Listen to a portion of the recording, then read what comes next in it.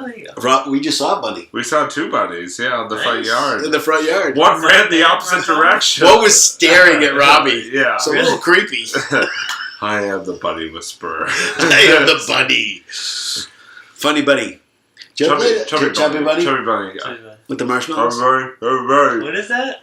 It's where you basically stick like Stupidest thing in the marshmallows. world. Yeah, you stick marshmallows in your mouth, like one at a time, and you try to say "chubby bunny" each time. You like add a marshmallow each time you try to say "chubby bunny." If you can't say it, or you spit out like any marshmallow while trying to say, you lose. See, now here's the problem with that challenge. At least for me, I don't know how anyone else would do it, but I would just eat the marshmallows. I'm sorry, they would just be gone. I would just say "chubby bunny" every single time because I just eat it. That's it. The challenge will be over. Done. I know.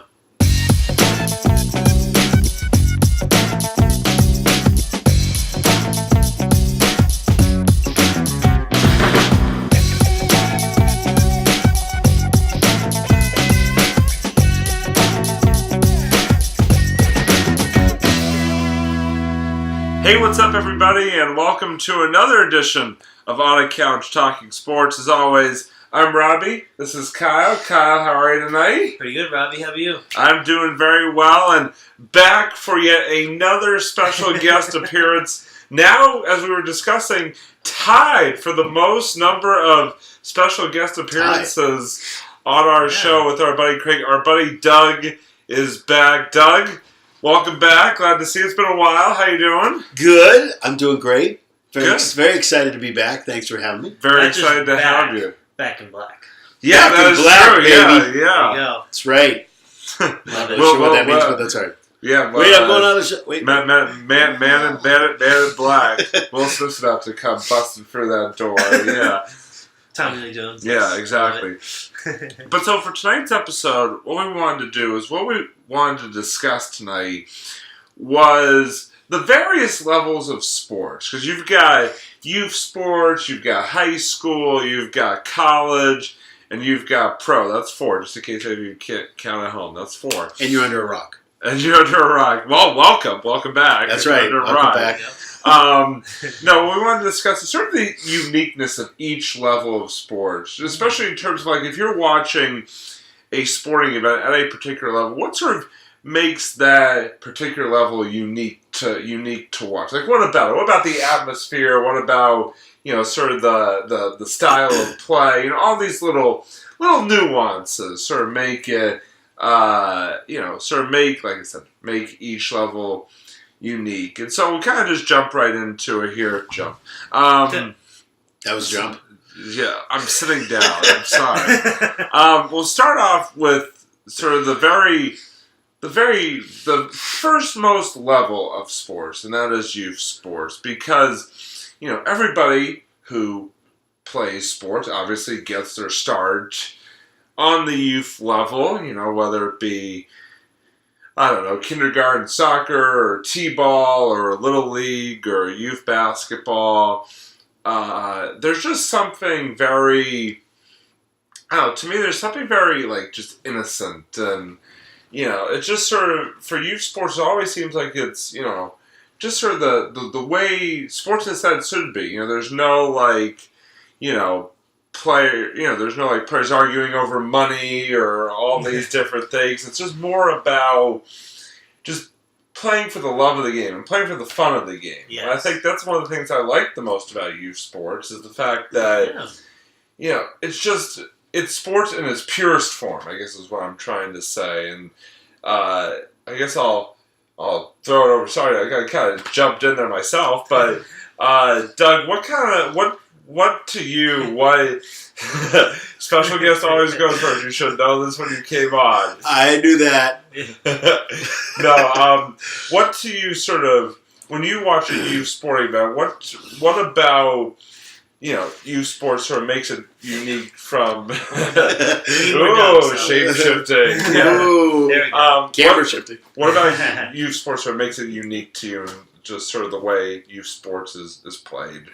I like the fact, again, just like you said, I think it's the purest part of sports is the youth sports. It's kids learning the game. It's kids learning the rules of the game.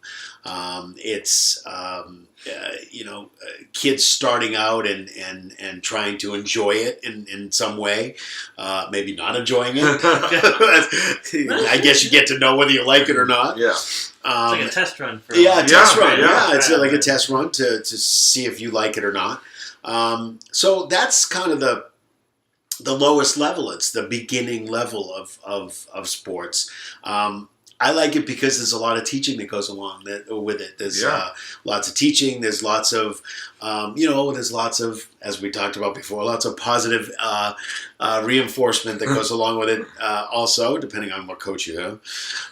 But the kind of youth sports that I've watched, it's really all about teamwork and sportsmanship, and kind of like camp. Yeah, it's a lot like that. It's competitive up to a certain level, but not as competitive. I feel like as you go along in youth sports, it gets more competitive. Like you sort of start out, just about just learning the game and having fun, like you were saying. But as you get into sort of the upper levels of like little league and stuff like that, then the competition definitely grows, but still doesn't change the fact that like it's.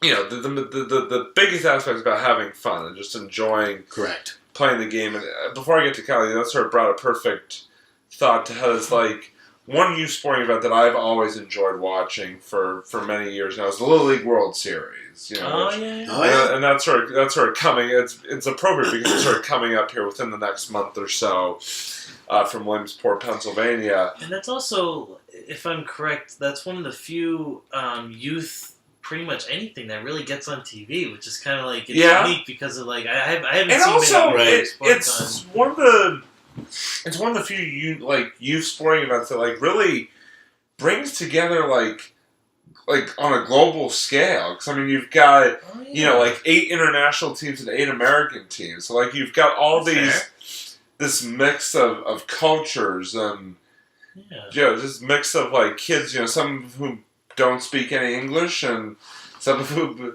are speak too much English. That didn't make any sense. I'm sorry, but okay, yeah. Let's just throw that one out there. It's interesting because like that's one thing that I enjoy most about it. It's like it's just little leaguers just going out and just having fun playing a sport that they love. And, they compete, everybody wants to win the championship.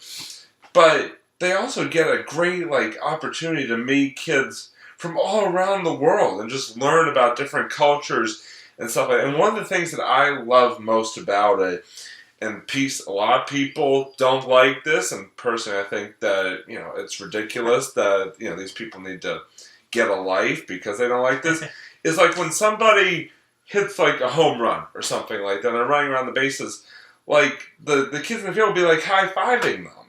And I think that's pretty cool. That's awesome. I think that's pretty cool, because nothing wrong with that. Like you said, youth sports is supposed to be about sportsmanship. It's supposed to be about just enjoying the game. You're not. You're playing for a prize, but at the same time, who cares? Like it's just about having fun and like you're making new friends and stuff like that. It's also kids that are getting together that have interests. Like interests. So if you're rooting for somebody, it's okay. And again, all that Little League baseball, a lot of it is about sportsmanship. Is about saying, hey, you did a good job. Hey, great home run. And hey, good game. Good game. And they line up. And great play. They line up. We'll get to the sportsmanship later when it comes to professional sports. But with youth sports, those youths. Hey, Joe Pesci. Hey, youth. How you doing? It's one of those things. My biological clock is ticking. So anyway, it was a horrible Marissa Tomei, but then again, I'm a guy.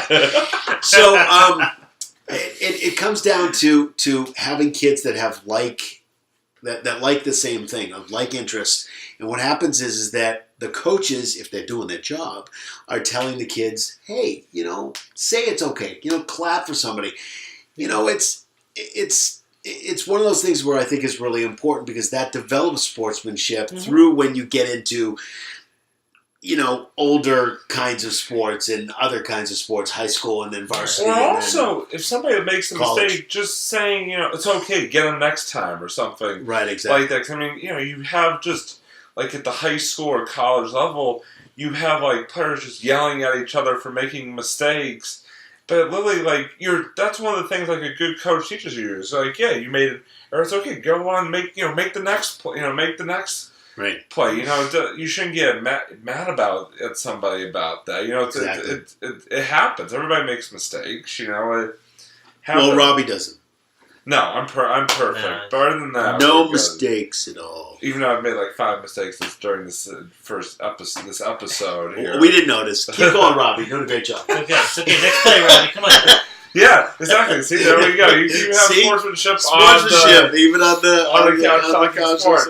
But Kyle, let me ask you, what are from your perspective? See, as I flub up now. You're thinking too much, man. Yeah. You're thinking too much. Yeah, you can do it, Robbie. Who's that? Yagi.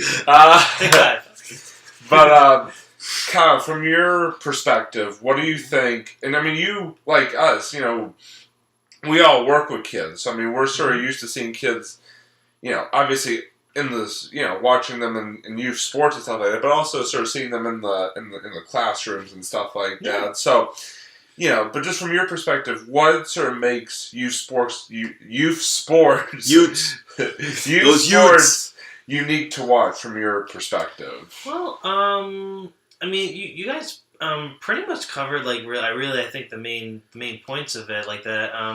I think, like you guys said, the sportsmanship is very key. It teaches them how to win and lose, because there is a good way to win, there's a bad way to win, just like there's a good way to lose, bad way to lose. There's a good way to handle both situations in a bad way. So you're right. If the coach and the other players can teach each other, hey, we're all rooting for you. Just we're all in this together. Exactly. Yeah. It gets that team. I know. I'm sorry to sound like a Barney at this point. Right? No, sorry. I was actually thinking of High School Musical. High School Musical. We're all in this together. Yeah, that's true. Yeah, I was hoping you wouldn't go there. Kyle's rubbing off on me. No, that's okay. That's all right. That's all right, Kyle. You like High School Musical, really? No, he's the nerdy. I didn't know Kyle was a 13-year-old girl. No, the movie references. The movie references. I'm sorry. The movie references. I'm sorry. Maybe High School Musical. That was a long time ago. I was kidding. It was a while back.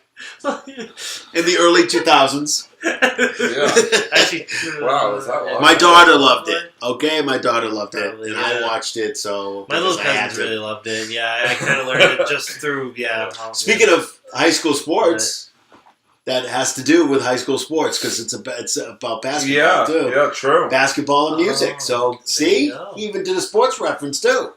I mean, you did. Yeah. Or he did. I don't know. One of you did. We'll figure it out.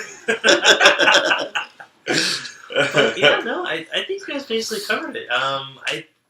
Youth sports, it's just a great thing. You're right. I don't know if I have anything more to say to that. I'll just, no. Okay.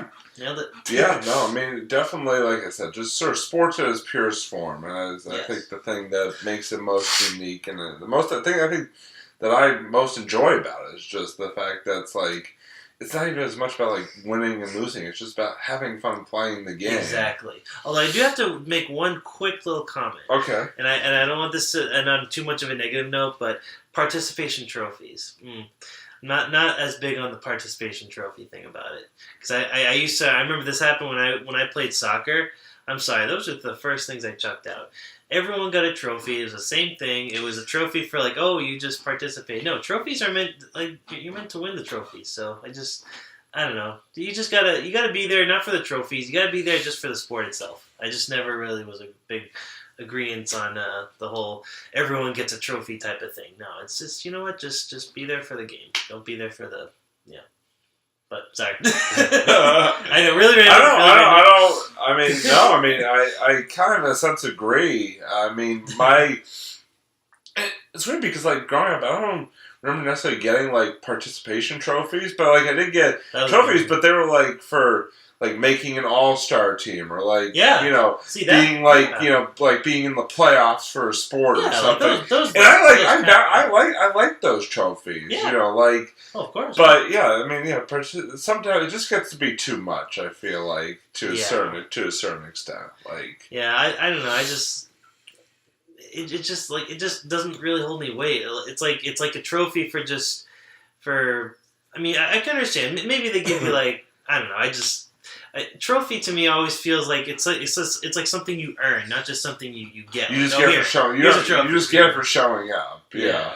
Maybe they can give you something else for showing up. Maybe I can. I agree with that. Yeah. I totally agree with that. I think that maybe you should get a certificate or something. Yeah. Instead of a trophy, and then somebody who wins MVP or somebody who wins All-Star team or something like that. I played basketball for a youth basketball group, and they did give out participation trophies, and it was okay. I didn't have a problem with it. At least at the time, but they didn't give trophies out for MVP, or there was no All-Star game, and there was no real. I think they were championship trophies. We were never champions, so I don't really know. I can kind of understand, like, because I guess the argument behind that is they give out those participation trophies or whatever it is because I guess they're afraid that if they single certain kids out, then other kids will feel bad, kind of thing. But I don't know. I feel that's life, people. It's kind of people get singled out in life. Get used to it. Wow. Robbie is on a tear tonight, man. It's on fire. Sorry. You got to watch this episode, man. He is on a tear. This is epic. He's got his arms folded. I'm gonna move us on before I say something I'm really gonna regret. So now moving on to the next highest level, the high school level, because all three of us, played sports to some degree, in high school, throughout high school, various sports, things like that. And have obviously all watched, high school sports throughout the years at, various places and times. So I guess, Kyle, I'll start with you this time. Sort of your ideas on what makes high school sports unique to watch, sort of beyond, the other levels of sports. High school sports, I guess I'll go from like a participation standpoint. Did you play soccer or something? I'm sorry, I didn't mean to interrupt you. That's okay. I just didn't know what you. No, that's totally fine. I actually played. I was in football for 4 years. Oh, cool. That's weird to think. And track. So mainly football and track. Cool. I think I did. Well, you did basketball. You like. That was like for like 1 second. Like no, you did town basketball for. Oh yeah, that was CYO basketball. And, well, that was 8th grade. CYO. That was 8th grade. And then I did. You're right. I did actually like a Needham kind of thing. I think in freshman year. YMCA, right? Yeah, I think it was like some YMCA program. Yeah. And that was fine. It was just for fun. Just kind of. Yeah, I don't know. What really stuck out for me was actually football. I wasn't very good at that sport. I've said this in past episodes. I wasn't very good at football. I openly admit that, and I don't care. When I went there, God. Except he's going to tackle Robbie right now. Yeah. I can take him. Oh, you are on a roll, man. Wow. I had the good sense to quit after freshman year. Too many concussions? Just too many not wanting to get concussions. Too many not wanting to get hit, which doesn't really help if you're playing football. I get it. Yeah. I mean, what? No. But no, honestly, I learned most of Fourth straight. Excuse me. Damn, my God. We're going kind of hot tonight. I'm sorry. Yeah. I'm sorry. Hold on. Just give me a second. Oh, okay. I just got that out of my chest right there. I'm sorry, buddy. Wow. I'm sorry. That's okay. Friends. It's Are okay. you okay? Was it a bad day today? Wow. Watch out, people. I'm just enjoying Here we go. All right, anyway, I love that. Another good movie. I'm Very sorry. good. I'm sorry. Trying with the I'm movie sorry. references. That's good. No, he's on fire with the movie references tonight. I'm sorry. You know on it's all in good. Oh fun. please! When I say openly admit it, I openly admit I was not. But I didn't care at the end of the day. I learned so much just from being on the team. That to me was like the biggest thing. Our coach had the speech about adversity, and I just kind of learned how to really work together as a team. Like I think really my first team bonding experiences with the football team. It was just a really cool experience. It really helped me. Actually, I'm not gonna lie, it really helped me to this day. When because I work at a preschool and I work with a bunch of different teachers. I have a co-teacher in my room, but on our floor it's all preschool teachers where I work. So I feel like it really helped with this whole just being in a team, like a teaching team. It just really carried through all these years, through college, up until now, and well, sorry, not until now. Sorry, you know what I mean.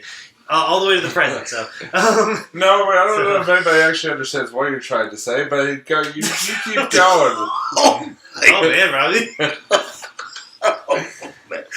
Oh man! Wow. Damn. Just hold on. I got one more right here. Oh, okay. Here we go. That was in your back, dude. Yeah. Right in the back. This episode just taking a turn. Taking a turn. But you know what? It's all good. Yeah. What else do you expect from this show? I mean, literally, this is the show. Should be entertaining, and we're entertaining. Yeah. We're just having fun. Yeah. Lightsabers. that should be an episode. Just movie references. No, this is a movie reference episode. I'm down. I'm there. Oh, I'm there. we are so there. Say it. I'm there. And related to sports. Yeah. Sports movie quotes. Sports movie we've quotes. Done sports movies. Now sports movie quotes. We still need to make a second part because I feel like there were so many other movies that we didn't cover yet, and with all the other newer movies that came out, so we definitely need to make another one. And we're gonna have Doug on the next one for that one, so that's gonna happen. Yeah. Yes. All right, but I'm just saying, just like long story short, I had a great experience personally with high school sports. I think that's really where they start teaching you a lot, and plus when you go see the games, it's your high school, it's your team, your really, community. Exactly. Yeah. Exactly. It's all the people that are on the team really well. Whereas the youth sports, chances are I'm sure you'll have a few friends that but it's the whole town, so I'm sure there's going to be a mix of friends and just other people. Depending on grade, they're usually playing with kids you've never met before. Exactly. Yeah. Whereas the high school, it's you're right. It's you're in a tighter community. It's you kind of almost get that pre-college and pro mentality. I think that's where high school starts. Yeah, they take it seriously. They take it to that next level, which is really cool. So, yeah. Doug, how about you? What do you think is sort of unique about high school sports from watching and/or playing? Well, I did track in high school. Yeah, there you go. Wanted to. I actually, one of my goals in high school, my senior year, was to get a letter. Was to get a varsity letter. Nice. And this was the first time I was trying high school sports. So my thoughts is that I was not going to get a letter. Thought about doing some other things, but thought that track was going to be easy. Good one. By the way, not easy. Totally off. Totally wrong. Yeah. Definitely not easy. But I think what I learned about it is I learned a few things, and coach actually wasn't really that great. Unfortunately, Not big on the pep talks. Not big on anything. You don't have a lot of pep talks in track anyway, but not too much. It's not like football or soccer. No. You don't get in the locker room and start, pumping your fists. Go out and throw that discus. I'm not talking about too many Vince Lombardi moments in track and field. It just doesn't happen. Moments, any given Sunday. Exactly. We don't get that. Exactly. And actually, my friend and I both did the track. Speaking of great football, speaking of great movie quotes, that Al Pacino speech in Any Given Sunday was one of the better ones. That was good. Yeah, any inch by inch, play by play, till we're finished. Yeah, it was all written down. Robbie. He's script. I know, but I'm just saying. I don't think he. It was a great quote. It was a great quote. Wait, I got. Ooh. Okay, here you go, Robbie. It's your knife again. Okay, you're right. Collecting these. You are collecting them because you keep putting them in us. Okay. All right. So back to my track. Story. So I was with a friend, and we both decided that the easy way to get a varsity letter was through track. We were both wrong. And what I learned is I actually learned that some of the kids in high school who had been doing track for a few years before I did, and again, I did it just senior year, spring semester. So I was like, okay. Yeah, so it was like not even the whole year. Yeah. But what I learned is that they actually taught me, the runners, the actual runners that have been doing it since they were freshmen or even sophomores, they actually taught me more than the coach did. They taught me how to, not only to run, they taught me how to lift weights. They taught me, I was running every day and lifting every other day. So they taught me how to take on certain kids in meets because they knew them I know that kid since he was a freshman. And what I did was I did the 440 relay, and I threw the shot put because nobody else would do it. Great track team, yay. Lots of spirit in that track team. But it was one of those things where I went to every single meet. My friend actually was... we were supposed to, the track that we had, I went to, in Brookline, the track that we had was not on, we had a track that was inside, but the outdoor track was actually another field. Okay. So we actually had to run to the field. Oh, all right. Okay, and then stretch out and then run again. We do our regular running. Mm-hmm. But we had to run to the field. But my friend was taking his car and parking it a block away and then walking over. But I wasn't doing that. I did it for the first day that we were there because we were late. We didn't know where to go. Okay. But other than that, I started really getting into it because I started running with some other people. And it was a great experience. It was not rah-rah, but it was a learning experience for me. And being part of a team, we were actually really good that year. So it was, when I did the 440 relay, these guys were really fast. We had two twins that were, I have to say, at the time, they were about 6 feet, both of them. Oh. And they typically ran long distances, but they would be in the 440 relay, and I was the anchor. So I was the last to run around and then be the last to go over the finish line. We were so ahead in every single meet during the 440 relay. I won every single race. Wow. But I didn't win it. It was them. And I learned that. I kept going, yay, it's me. It's like, it's not me. It's like the four of us working together to make sure that we were running that relay the right way. And they would teach me how to go and grab the baton. There's a whole skill involved. Oh, yeah, there's a whole skill involved. How you have to run a little bit before, how you have to put your arm back, and it wasn't like this. It was over here. It was, if you look watching me, it's different. It's kind of like a timing thing. Yeah, it's a timing thing, too. I thought that you're using the arm that's not actually in the shot to demonstrate. I am. I was trying to figure out which arm was on the computer there. But I think what it comes down to is that not only did I learn from the coach that didn't really coach a lot. I learned more from the guys that have been doing track for a long time, and I learned how to do certain things from them and actually win and actually feel like I was part of the team. My friend, unfortunately, didn't do a lot of that because he was less interested. So because he was less interested, he wasn't in any of the meets. I was in every single meet, which was great. We played a lot of really great schools.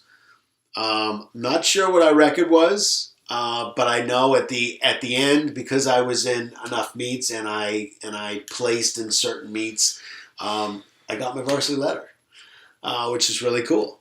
So, but I think when it comes to high school, again, with Kyle talking about how you weren't really good at football, but you learned a lot from it. I can go outside and run down the block. But when it comes to specific track events, when I watch the Olympic track, I know exactly what they're doing. Now, that's on a totally different level. I totally understand that. Yeah. Totally get that. That's not even close to Olympic level. Doing track for your spring track one semester and getting Doug's going to be on the 2020 U.S. Olympic getting varsity, throwing a shot put. Nobody else would do it. Okay, so what's interesting is that I know how they train a little bit because it's the same kind of training, although totally more in depth, totally on a different level. But again, I understand watching the relays, watching the 440, watching the meets that I was in, watching those, I was like, holy, wow, they actually really do that.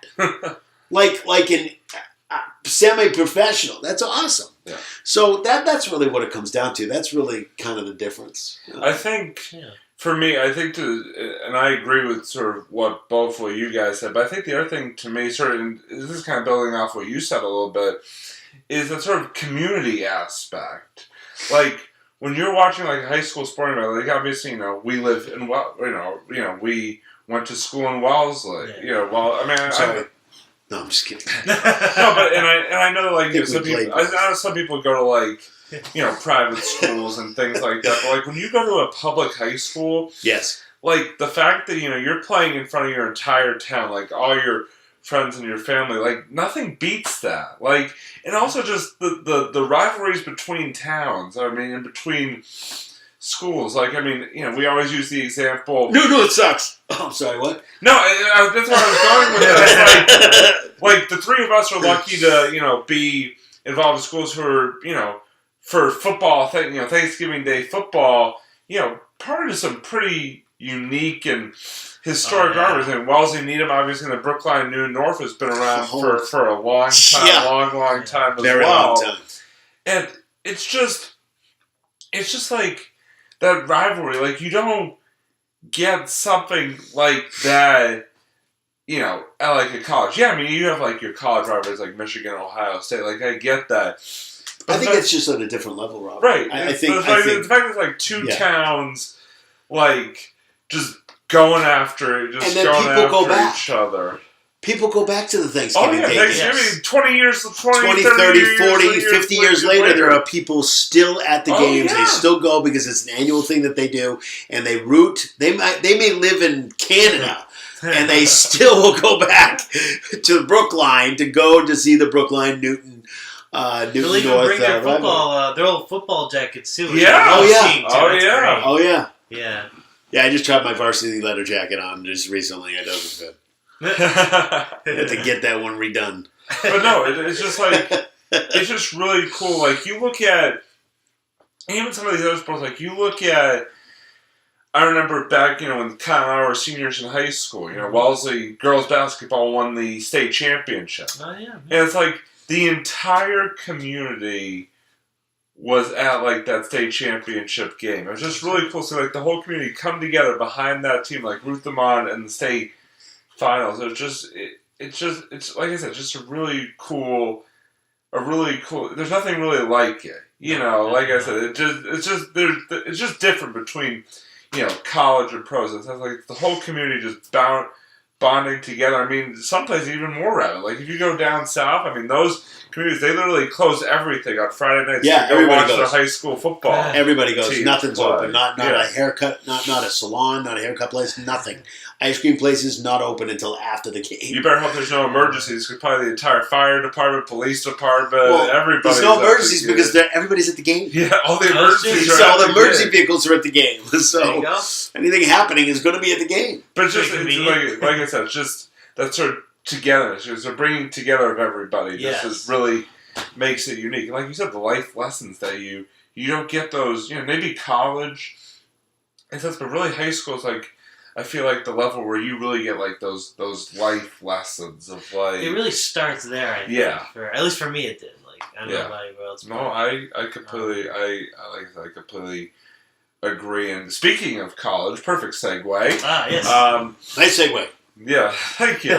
Now moving on to the college level, because obviously all three of us went to college, and Doug went to twice. Went to college twice, and we all sort of, I think I know Kyle, did track in college. Did you do any college sports? No. I went to two very small schools. Roger Williams when I first started, and they don't have I played basketball, but I didn't play on the team. Like intramural basketball. Yeah, it was intramural, and then Emerson College, and they don't have much of a. The program is better now than it was. I know. I went and they did. They were really horrible, actually, when I was going. But that's okay. It's not. But no, just from watching. But you and I have been to BC football. You and I have been. So we've all watched college sports at all the various levels. Divisions 1, 2, even some 2, 3, whatever the case may be. So I guess Doug, I'll start with you this time. Just sort of to you, what makes even college sports in general unique, but even at those various levels. I mean, there's even uniqueness between. College sports at the whatever level you're watching it at. Right. Yes. There is. You could tell the difference right away, especially if you went to a big school. Yeah. You went to a school that has all those teams. They say that certain colleges have certain teams that you watch all the time. Penn State having football. Mm-hmm. They don't have much of a basketball program. They don't have much of a. I mean, they do a little bit. Hey, their hockey team made the NCAA tournament this year. I know they did. Lacrosse, they've actually gotten pretty good. And I'm just saying, but if you go to Penn State and you walk around that crazy campus, what are they really rooting for? By the way, football. If you're a Penn State fan, all letters can be addressed to Doug. Please, sorry, it's all about Joe. Anyway, hasn't been any scandals there recently at all, so we won't really delve into that too much. You can have a whole freaking 3 hours on that. That's a whole other episode. Okay, but other than that, maybe I'll turn that over to BC. So anyway, but if you go to some of the big schools, depending on what sport you like to go and watch, I actually in high school was going to BC Boston College, which I didn't go to as a college, but didn't even apply there. But I was going to BC football games. Neither did I. I still go to all the BC football games. I actually got to meet Doug Flutie one day after the game before. No, I'm sorry. It was after the game that he did the Flutie to Phelan. The Hail Mary. The Hail Mary pass, the huge Hail Mary pass. Against Miami. And again, personally, what I think, I like watching college sports. And the reason I like watching college sports, whether it's on the TV or if it's in person, is because These are the guys that could be pros. Yeah. Yes. These are the guys that are just right before the pro level. And they kind of do, depending on how good they are, sort of achieve that celebrity status even Oh, absolutely. Absolutely. Going to the pros. If you go consistently to the games, if you're in the school and you're going consistently, you're learning the names of the players. You're learning how good the players are. You're learning what their stats are. You know the coaching staff. You know the guy who wraps the ankles. You know the guy. You know the point the guard who has boy. red hair. You know the right, exactly. You know the point. Right, exactly. The point guard that has the red hair. Speaking of Boston College basketball, point guard this year has red hair. Right, exactly, and it was really a pretty horrible game, actually. But we won't get into that too much. Yeah, they were totally overmatched. They played against Louisville, and let's just say that they kind of got destroyed. They destroyed is lightly saying what they went through. But I like watching it because you see the spirit. I love the spirit that you have at these games. If you're a BC fan, you go to a game. And again, Robbie and I went to one football game, one basketball game. You have that BC spirit. Yeah. Anybody that comes into that building, even if we didn't go to school there, local team. I grew up down the street from BC, so it's one of those things where it's just that spirit of watching your team and watching these guys play. Unfortunately, that basketball game was kind of horrible. Who aren't getting paid too, you know? And they're not getting paid. They're not at that level of getting paid yet. So they're at that. They're either playing because they love basketball and they really don't want to be a basketball player for their life. And they want but they don't want to stop. They want to play for. Yeah, they want to be an accountant. Or they want to be a doctor or whatever it is. Or you have those players who.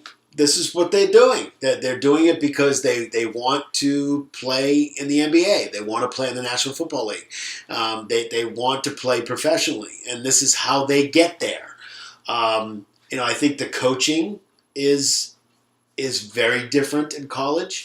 Yes, very different in college. If you look at it, and of course you get to know the coaches too, because we know some of the famous coaches. Oh, yeah. And those, I liked going to the Louisville BC game just because I wanted to. I don't think I wanted to see BC. I just wanted to see Rick Pitino. Yeah.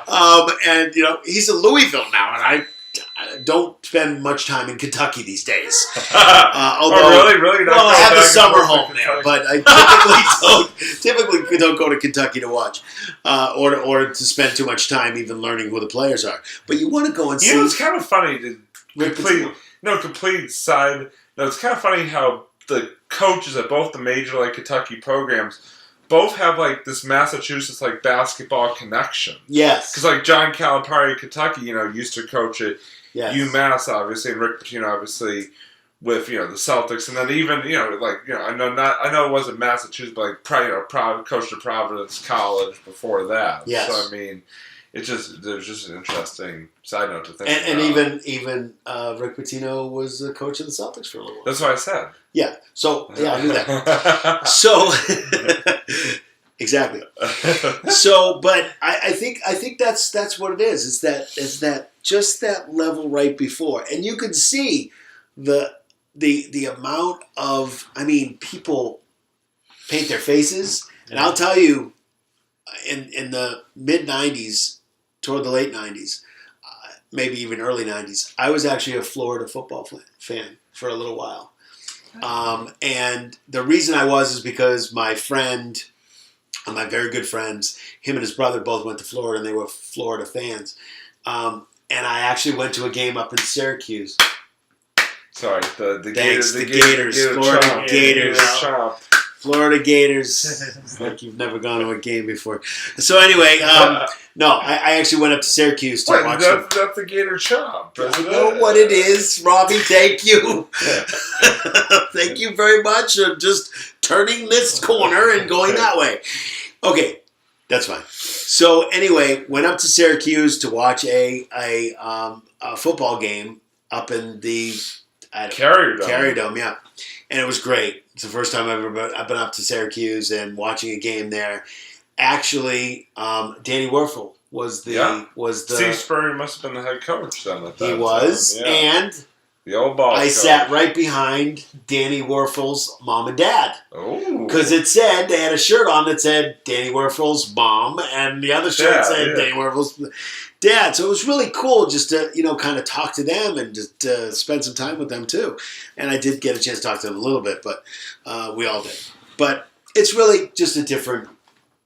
It's a different level. Yeah, It's a totally different level. Yeah, no, and it's interesting because to sort of build off of your point for me, it's the fact that just like you said, the passion and sort of the student sections. You get student sections at high school games, but I feel like even the student sections between high school games and college games are both very unique because at college games, they have their unique chants and stuff like that, and the things that they do. You have Virginia Tech, they come out to Enter Sandman, everybody's jumping around. You have BC when they score a goal, they do the same Civ chant. You have Wisconsin, they do jump around by oh god, I'm blanking. Isn't that the two kids?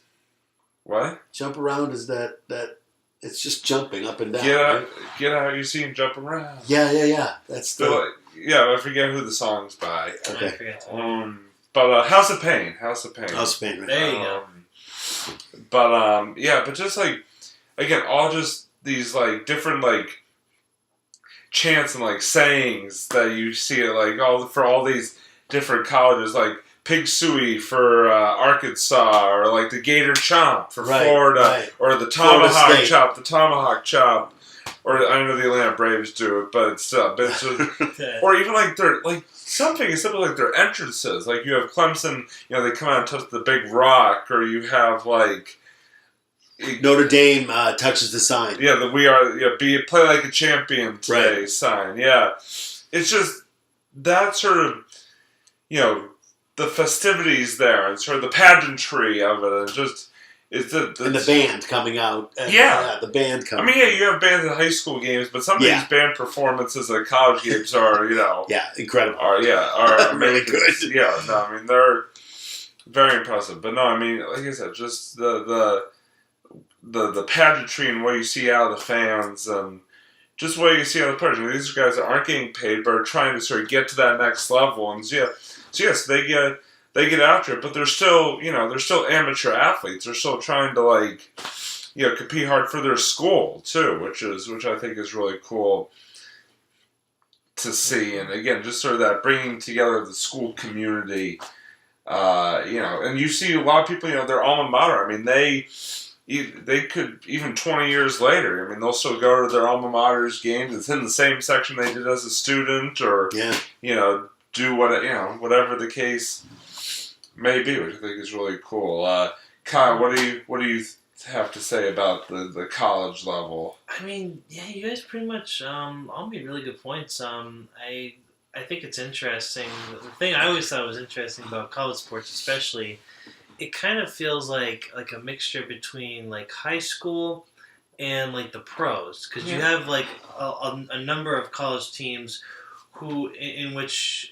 You in basketball, March Madness, you got all the televised games and everything, and then you have another section of college sports where they just play. It's they're not there's no do they do fantasy leagues for college sports or anything, or is that just the pros? No, I think it's just they do a little. They do pick 'em for bowl games. They do March Madness stuff. Yeah, March Madness pick 'em, but they don't do you can't select like a fantasy college football team. No. But they do the squares for March Madness, or you could do that at work, brackets at work, and so basically they like select all like the players of the team. They show their stats and everything. But then you have also a section of colleges that they don't even do that. They just it's just like Division III is just for fun of the game, for love of the game. Just play. Exactly, and I could never speak from experience of like a Division I or II, like a hey, I was on TV type of team. Like, nah, that never happened with me. But no, I mean I'm okay with we that. all three of us went to Division III colleges. Which is fine. I mean, didn't even know they had a division for what I went to. Emerson is the same division. It's in the same conference as Wheaton. Yes, there you go. It is Mount Ida and all that. Yes, so. it is. It is. Yeah, you just go in and it really kind of. And they don't get scholarships either for Division III. That's another unique thing. Is like you can get a free education to go play a sport. Like you can go to college for free. To play like if you go like a Harvard, like an Ivy League. No. Ivy League doesn't give scholarships, but like if you go to like a BC or something like that, you can get your entire college tuition paid for playing a sport. That's why they get scholarships. Oh wow, yeah, that's pretty good. Man, if I was that good, then I'd be like, oh yeah, BC all the way, free ride. Seriously, no, it's true. Oh man, but yeah, you're right. So it's just. I don't know. It's just you got these varying levels when you go from all the different divisions. It's just kind of interesting to see all of them. I don't know. It's just very unique. You're right. It's like a mixture of just different like talents and I just thought it was pretty cool. So yeah, and pretty much you guys said all the major points about it. So it's almost like a show. It's depending on where you go. Yeah, exactly. It's just like Robbie said, the pageantry and the showmanship and that kind of thing. It's just at a totally different level. You're painting faces and stuff like that. Yeah. You kind of go to watch the fan. Like at some places, you go to watch the fans as much as you do the actual game on the field. Correct. Yes. Correct. But and now moving on to the final level, the professional level, which is very unique in the sense. Just right off the bat, that these players are being paid to play. They're being paid to play a sport. It's a whole other mentality. There. So Kyle, I'll start with you for this one. What do you think makes pro sports unique besides the obvious? I mean, that's actually one of the aspects I was going to kind of compare a little bit with college, because if you're on that like free scholarship, they when you have that scholarship and when you're going to college for free, it's like they expect you to perform really well in sports. So they do kind of have that similar expectation. If you're gonna get something from us, you gotta like basically perform really well. You gotta do. You mean I'm being paid $100 million to play a sport that I actually have to perform well at that sport? Exactly. You never would know it from looking at some of these athletes. Kelly Olynyk. David Price. Exactly. Sorry. Bad cold. Yeah, I think you're passing it along here. Oh, spread. My 102-year-old grandmother can play better than Kelly Olynyk, so she should be able to have a contract better than he did. I know, it's ridiculous. My goodness. Like, how does some of these players, like, how are they there? Like, how are they getting all this money? It's Players Association. That's what does it.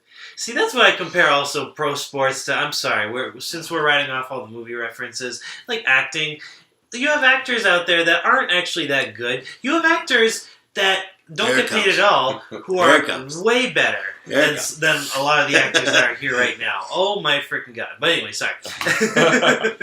Tangent. Ramp mode, everybody. Ramp mode. Watch out. Anyway, Kyle's ramping up now. DEFCON 5.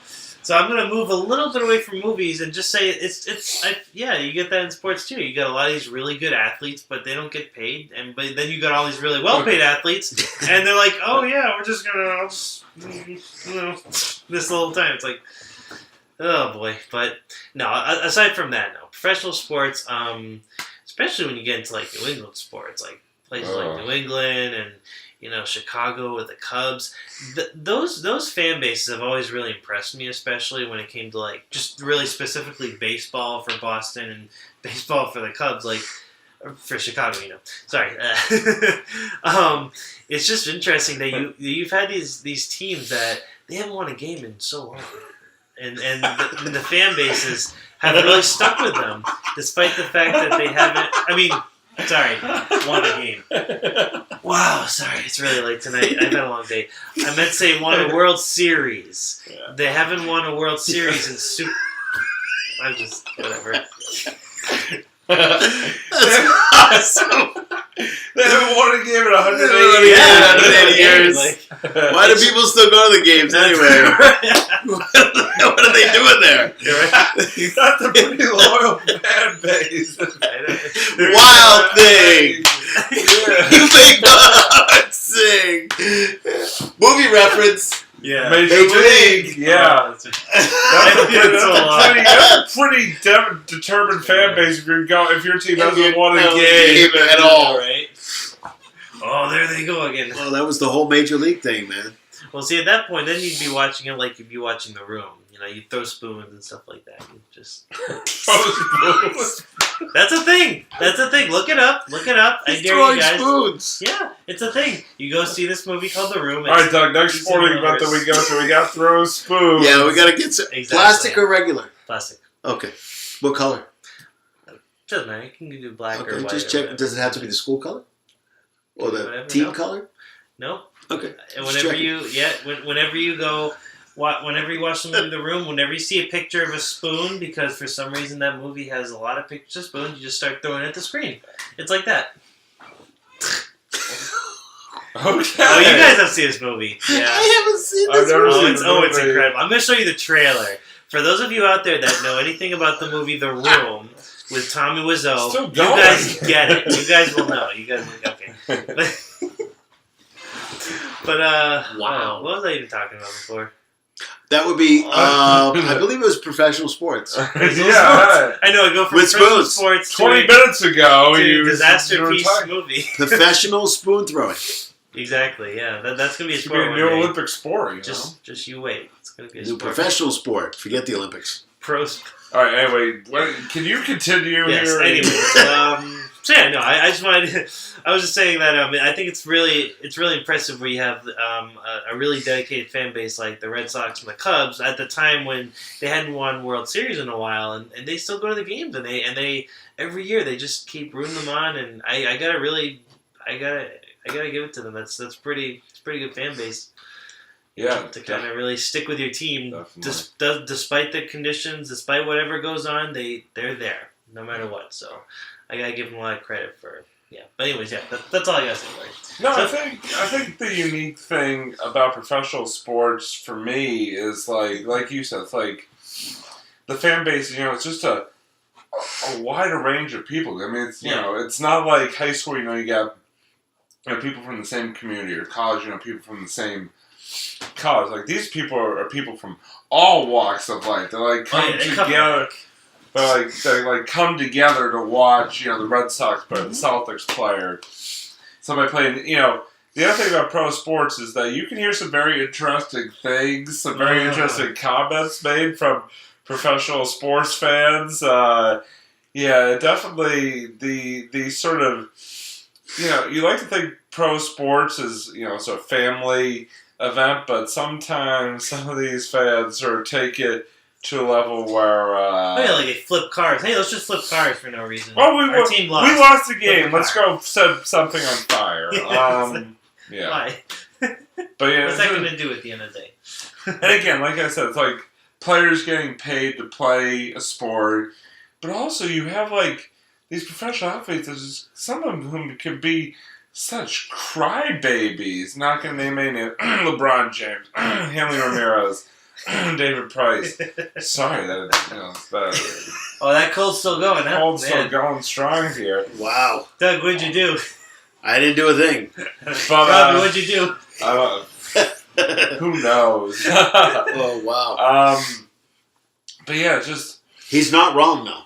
Yeah, it's. So I just want to make that it statement. It may be a negative, but it is unique. He's not wrong about it. That's true. It may be unique. It may be negative, but it is unique about pro sports. Like you don't really see. I mean, yeah, you might see some college and high school athletes or act out or sort of whine. That's gonna happen at every elite. But like professionally, like it happens like a ton. Oh yeah. You're It's right, like probably you're the most being. like It's that like of all them. and it kind of bothered me because like you're being paid to play a sport. Like grow up. Yeah. Like there's people working for a quarter of what you make doing like life or death jobs. Like you like just stop. Well, there's two things that I think are Yeah, go ahead. are kind of unique to pro sports. The first thing that came to my mind as soon as you had brought up this topic to me in a text, the first thought that I had was immediately over to pro sports. I don't know. Would it not have come to your head if I had sent it via email or carrier pigeon? Next time you send me a message, I would like it and carry a pigeon form, if you don't mind. That would be very unique, actually. Unique. Carrier pigeon would be kind of interesting. Yeah. And I will, of course, send the pigeon back. Hopefully alive. Anyway, besides that. Sorry, animal rights people. Again, on the couch sports does not condone the beating of pigeons. Okay. PETA, please send all your No. angry mouth to No. Robbie's deal. All right, so I didn't say it. Don't put this on me, man. The first thing I thought about was actually the athletes, which are a small section of athletes, but the athletes out there that have played on professional teams for a long time. Yeah. But when they first got to that professional team, the team was horrible. Yeah. But kept going with that horrible team, thinking that maybe something would happen. A good example is somebody who just retired recently, got a one-day contract with the Celtics, Paul Pierce. Paul Pierce was on some of the worst, the worst The 06-07 team. The worst Boston Celtics teams in history. He had to play for Rick Pitino. Let's put it that way. Correct. but once things turned over, once things turned over, once Danny Ainge became the general manager, once general manager turned over, once the coaches turned over, and Paul just kept playing and every single year, even if it was bad. All of a sudden, 2007, 2008, Danny makes a big trade. Picks up Ray Allen. Picks up Ray Allen and Kevin Garnett. And all of a sudden, they win a championship. You got a championship. And Paul deserved it because he stuck with that team for the longest time. So something that we never brought up about the professional sports or even the high school athletes or even any athlete is the loyalty. Yeah. Is loyalty. Yeah. You don't see very many professional athletes with a lot of loyalty these days. The old time professional sports guys who had played a long time ago, old school as we called them, they had lots of loyalty. Or even guys like Kobe Bryant or like the loyalty. Tim Duncan, Tim Duncan's a perfect example of somebody who tremendous loyalty, stayed with one team his whole career, and that's it. Yeah, that's all it was. Yeah, and it doesn't happen these days. It doesn't. It happens. Where can I go get the most money? Where can I go and win a championship? Let's try to get my buddies together and win a championship together. LeBron James. Excuse me. It's still happening. Holy crap. Did you get that checked out yet? Okay, so that's what it is. Is that you have the guys that are loyal, but you also have the guys that aren't loyal. That don't. I feel like it's become more of a business than like. It is, but there is two sides to it. There's a business side and there's a love of the game side. Yeah. Yes. So you got to figure out where that is. And again, there's a lot of prima donnas. Oh, yeah. A lot of prima donnas. Oh, yeah. So that's another thing we didn't bring up. In high school sports and college sports, college a little bit, depending on what school you go to. There's a few prima donnas here and there, but not too many. Because they're not taught that. And typically the coaches, if they find out there's a prima donna, they usually kick that guy's butt. So he's not a prima donna anymore, typically. Yes. But when it comes to professional sports, it's totally different. The prima donnas come out like there's no tomorrow. Oh, I'm not going to do this, or I'm not going to do that. Yeah, they treat it like prima donnas getting on a plane and deciding to kick a World Series champion and a Hall of Famer's butt on a plane. Why?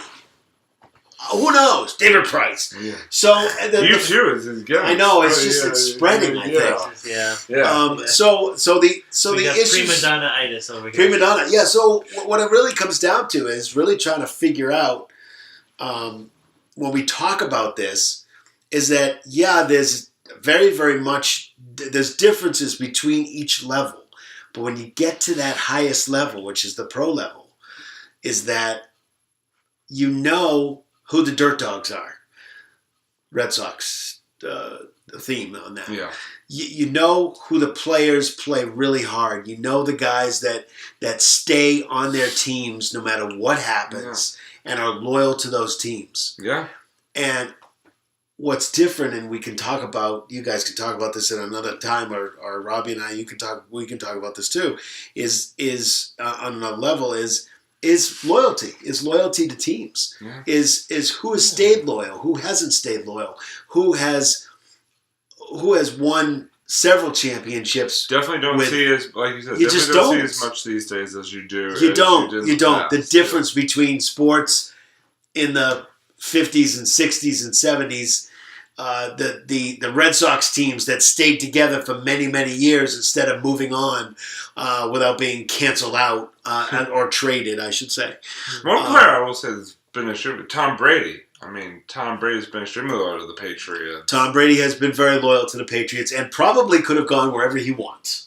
Yeah. And decides that this is the place he wants to be. Yeah. And that's something and wants to play for the coach. And they've had some years where they haven't won. How many is that? Not too many. No. But besides that, the loyalty, and now players want to come to the Patriots because they know the loyalty. They know they have a possibility of winning a championship. So that's really something we didn't bring up on that, which is all the loyalty and all the prima donna and that kind of thing that comes along. It's a very valid point. I mean, it's something you don't see as much anymore on the pro sports, but definitely what makes pro sports somewhat unique is or just sports in general unique is just that loyalty and the fact that you see a lot more prima donnas on sort of the professional sports level on the professional sports stage than you do on any other stage. Well, we are going to sort of start to wrap things up here, and as we always do, it's going to time for our monologues. Kyle, you got anything for us this week?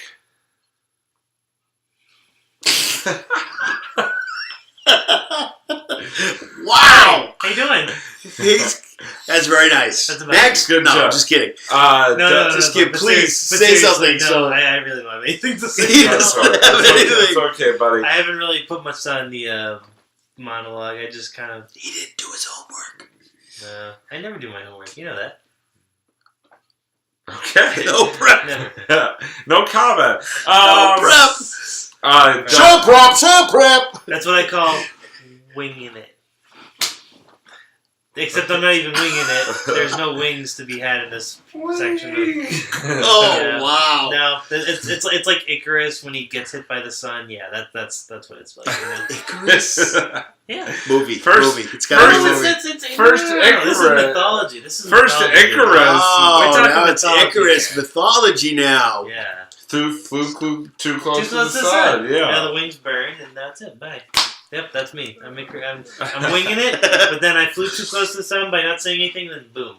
That's it. Okay. Sorry, that was a weird comparison. Yeah. Just go ahead, guys. You guys say it. Go ahead, Robbie. Go ahead. You go first. Are you want me to go? Yeah, you go first because I have one, but I might change it. Mine's talking about winging it. Mine's in sort of two-part. Mine's sort of a two-part monologue here. It's both for our MB. What? Is that legal? I don't know. Two-part? Wait, where's the contract? Wait, we need to discuss this. Wait. Contract is on a napkin, so we need to... Yeah, our nice ripped up the contract, man!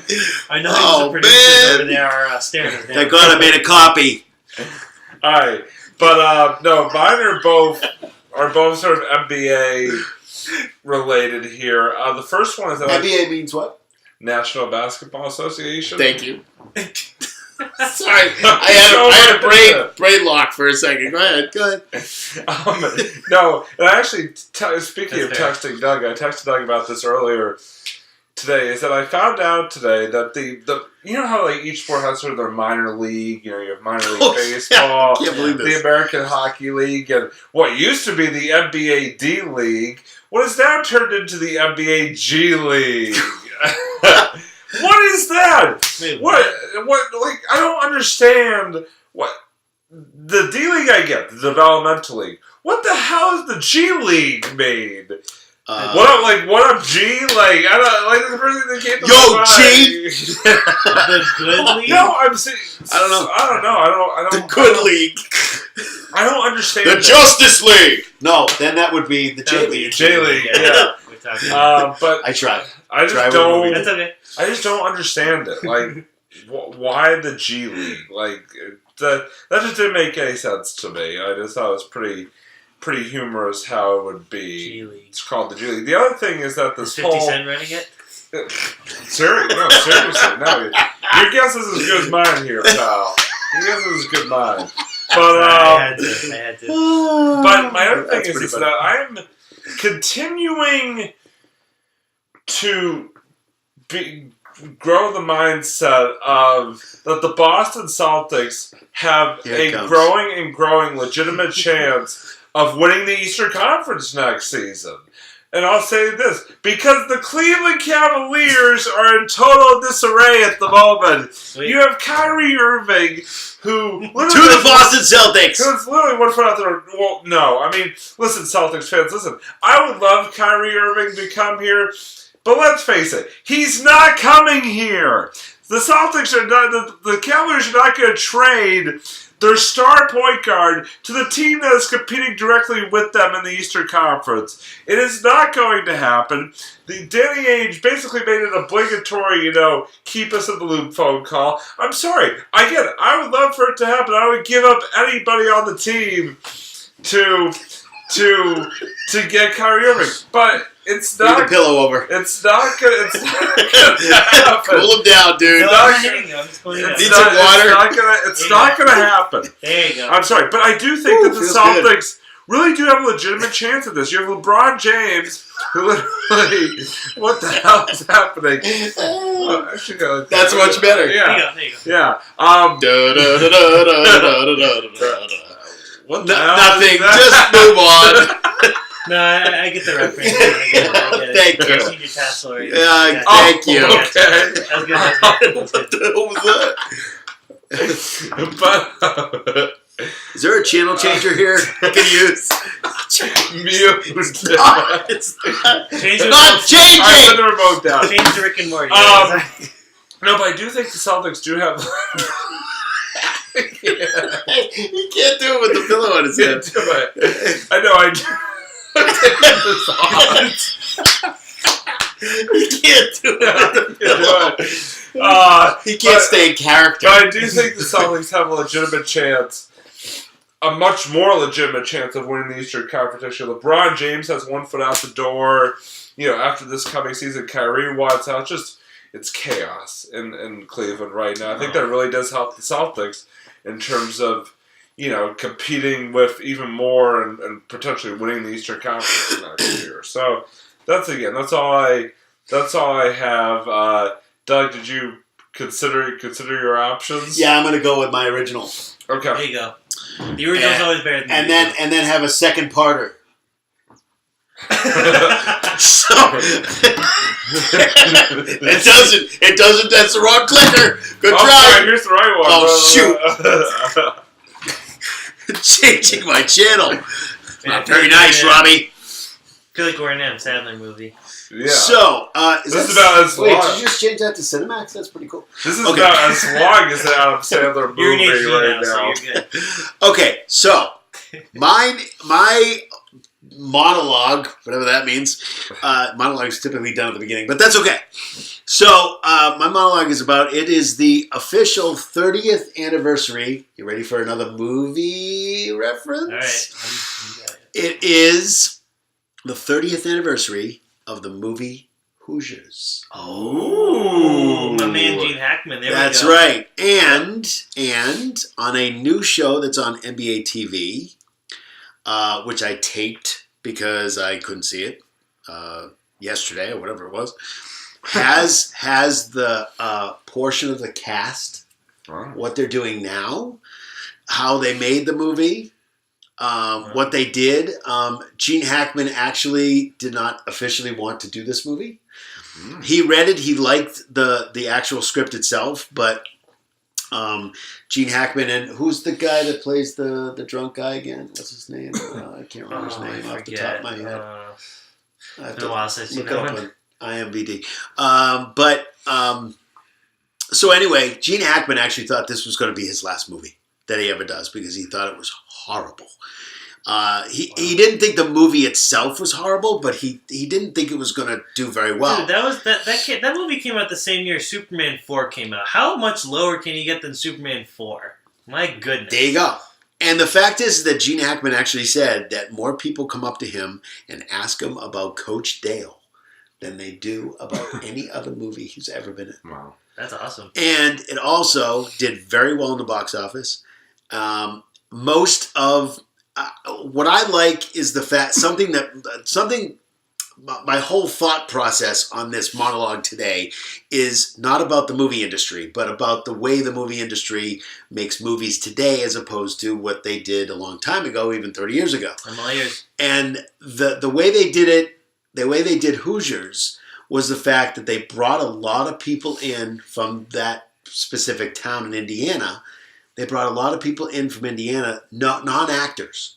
Oh, wow. They tried out a team, people that could play basketball in the state of Indiana. They had a tryout of, 100 or 200 people, 100, 200 kids. And they brought this team together, kind of that looks like the other team, but they brought this team together. Non-actors. They're not actors. And actually, the guy that made the winning shot, he's still around, and he actually was on this particular show. Oh. And what happened is that he had to make this final shot, and he was really nervous about it because when he was doing a scene outside with Gene Hackman, he was just shooting the ball around, and Gene Hackman was talking to him about trying to join the team. And he was making every single shot except for the last one. And the last one, you see the scene break. So as Gene Hackman's walking off, he shoots a last shot, and you see Gene Hackman, and they start going in like this to Gene Hackman, and then you see the shot not go in. One shot he didn't make. And they said that counted how many shots that he made.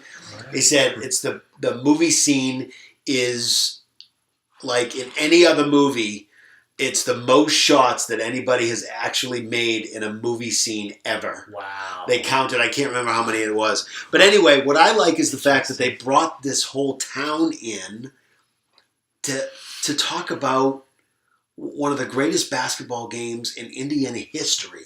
They actually, the writers brought in these people from the state of Indiana.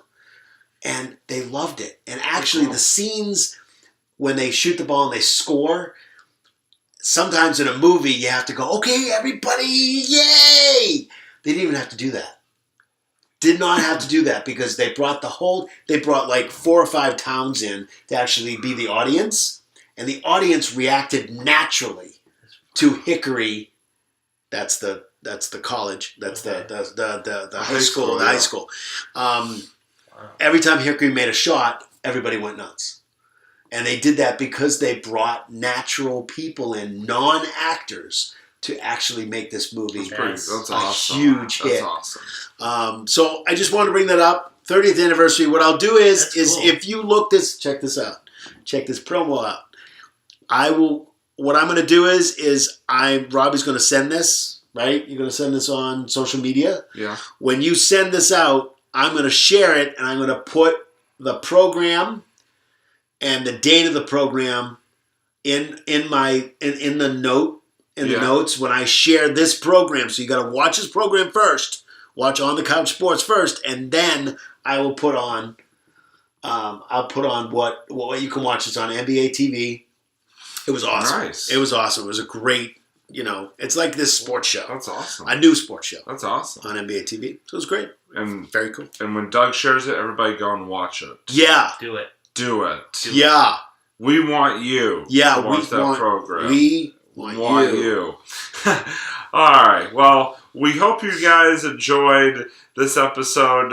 Yes. Yes, we did. I think this is probably one of the funnest episodes I think we've ever done. This was very fun. Talking about something that's quite boring. No, I'm just kidding.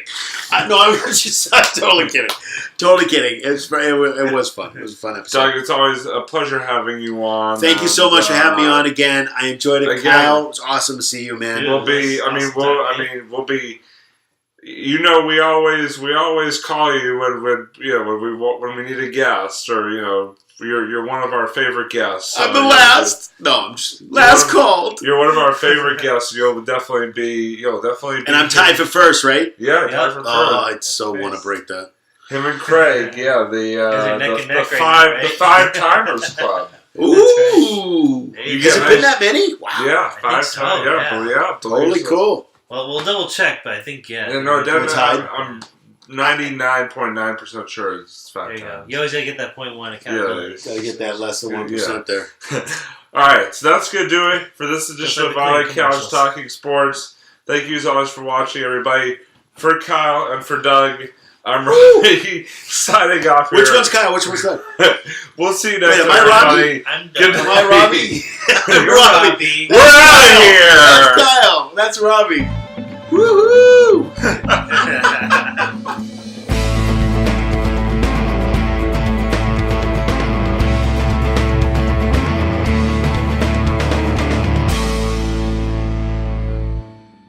All right, here we go. There we go. Oh, sorry. Game time. Rubbing the hands. You know it's on when we're rubbing the hands. Miyagi!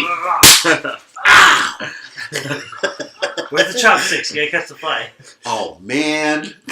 Snatch the fly from my hand. Wait, you just cheated. What Wait, what is even going on? I wasn't quite sure where I was going with that. I don't know. Wait, can I sit back because I look like I'm trying to get in the shot. Here, wait, 1 second. Oh, that's much better. There we go. Oh, yeah. I think we see it. Yeah. I think we should take out Robbie. Yeah, keep going. Just buy Robbie. Make it the Doug show. Much better. Hi, Doug and Doorway show. So, Doug in the doorway. Doug in the doorway. D&D. Coming this summer on Fox. On Netflix. Yeah. All right. Because people forgot about Fox because so many. What's that other show that you wanted me to watch? What you thought I was watching? There's a list. Oh, okay. We'll have to go over that list later. We'll do it at the end. All right, here we go. Okay. Watching a Netflix created TV show. Yeah. Which one are we talking about here? Wait, hold on. We gotta back up because literally only half of Doug's face is in the. Yeah. No, that's kind of. It's just the head show, the 3 talking heads. There we go. That's one I like it. Here, why don't you move over a little bit? I'll move over. Oh yes, sir. Let me just move over a little bit. Light. Only half of Doug's body is going to be in the... There we go. No, that's okay, as long as it's the thin one. The thin part of me. Which is from here up. Just like pose like this, like show your muscles, there you go. That's all I need to see. Yeah. There you go. Oh, yeah. If I take Bring him to the gun show.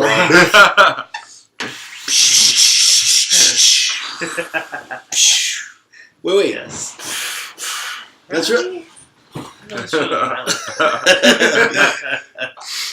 So I am watching. Oh yes, Netflix. I am binge watching, which I'm hooked. Okay. The Ranch. The Ranch? I think you're going to say Stranger Things. That's a lot of people have been... If you ever watched that 70s show, which you probably didn't because you guys are actually, no, Topher Grace. I know that show. Yeah, Topher Grace. Mila Kunis, very hot. Yep, yes, like her. So... Ashton Kutcher. Oh, yeah. And Masterson, the other guy who was on it, guy with the beard. Yeah. They're in it. Now, is this like in the same universe? Sam Elliott is in it. Sam Elliott? The Sam Elliott? The Sam Elliott. The dude. And Deborah Winger. What? Plays their mom. Sam Elliott plays their father, and it's about a ranch. But it is hilarious, and there's swearing, so it's awesome. Oh, that's awesome. To see them swear in the right parts is hilarious. The show is very funny. I'm binge watching it right now. I'm already on the 3rd season, not like first episode, whatever it is. But it's really 3rd season. Third. What side? What's up? Okay, so 3rd season, 1st episode, but it's really, really good. Parental guidance suggested. Big time. No, I mean for this show because Doug's just full sorry. birds right now. And Sorry. Guess birds. Didn't mean to. I don't have a shoulder over here. Wait, that's kind of weird. Look, go watch. My arm's out of the shot. I can't see my arm. Hello. Ah! I was got poked. E.T. E.T. Phone home. Ah! Doesn't have an E.T. Alternate ending. Look, it's Robbie. Buddy. Robbie Buddy. Robbie.